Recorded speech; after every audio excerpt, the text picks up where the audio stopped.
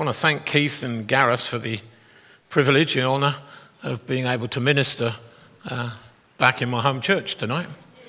And a dear brother who I love dearly, in a stage whisper as I passed him earlier on tonight, said something like to his friend who he was talking to, but loud enough so I could hear, stage whisper stuff. I hear they've got an elderly pastor back tonight. Well, the bad news is you got me once a month for the next 4 months, so...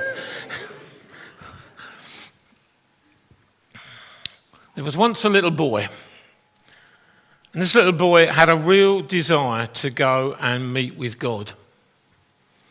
He knew it was a long way to where God lived, so he took with him a big bag of crisps and a 6-pack of lemonade, and off he went.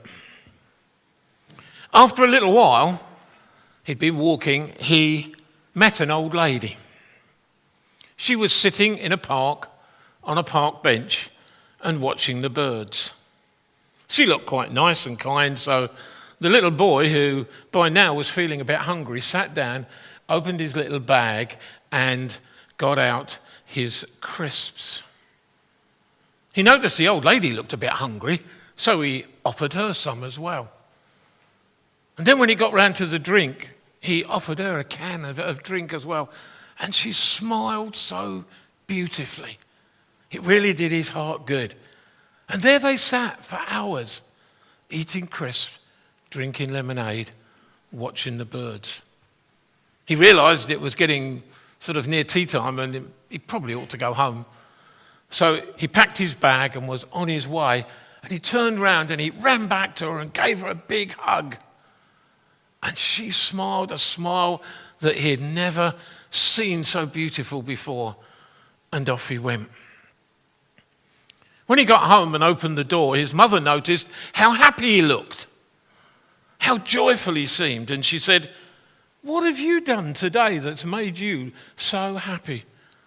And he simply said, "I had lunch with God."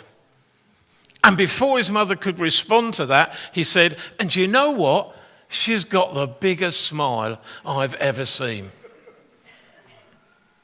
The old lady went home as well and undone the door, and her family saw her again looking really happy.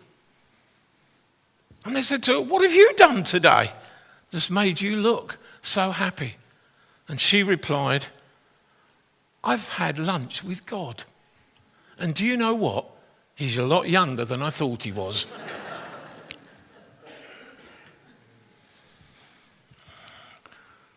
Humorous story, but I wonder, does it resonate with us a little bit? Let me ask you the question. Can you recall the last occasion when you sat down and spent time with God up close and personal? Because that's what I want to talk about tonight.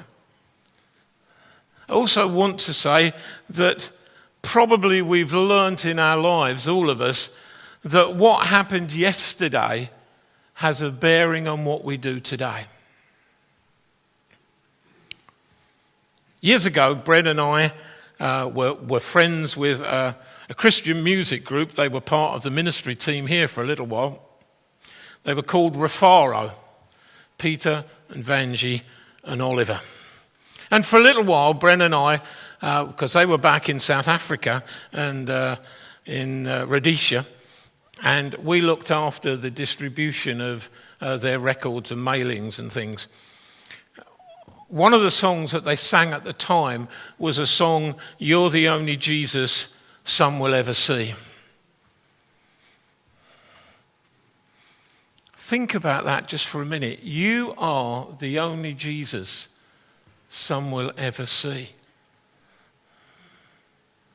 And what impression do our work colleagues, our family, our friends have of God and Jesus as they look at you and I? Are we effective in service and in portraying the love and the grace of God into our community?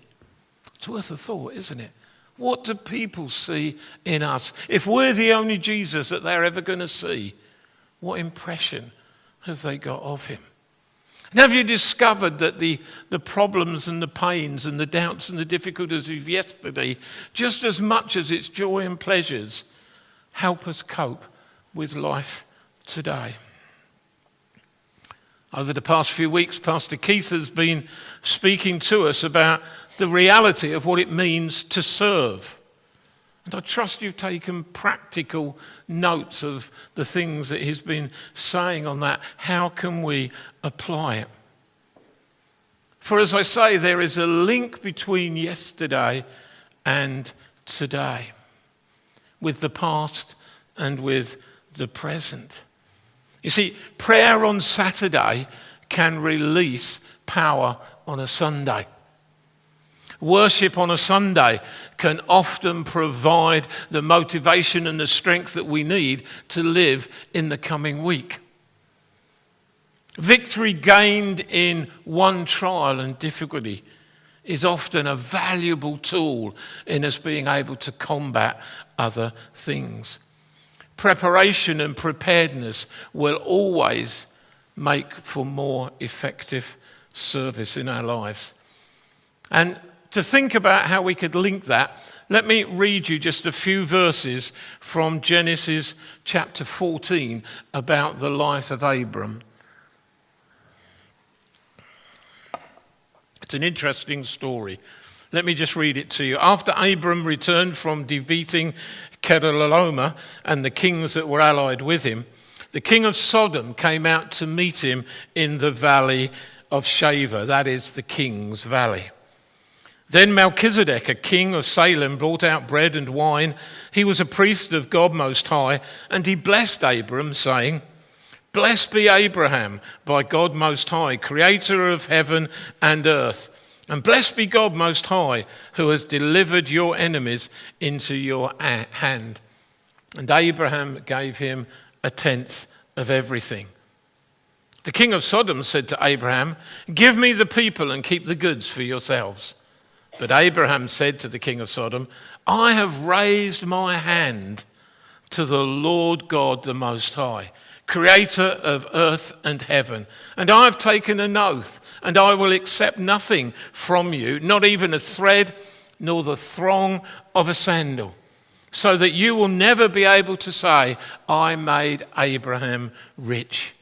I will accept nothing but what my men have eaten and the share that belongs to the men who went with me." I want us to get a grasp tonight as we just come to the end of our worship time together, to be encouraged by the fact that the effects of serving and living and walking in faith can for us, as they were indeed for Abraham, the foundation and stepping stones to a new and an enlarged encounter with God himself. And so that we can know, just as Abraham did, that God is our protector and our provider.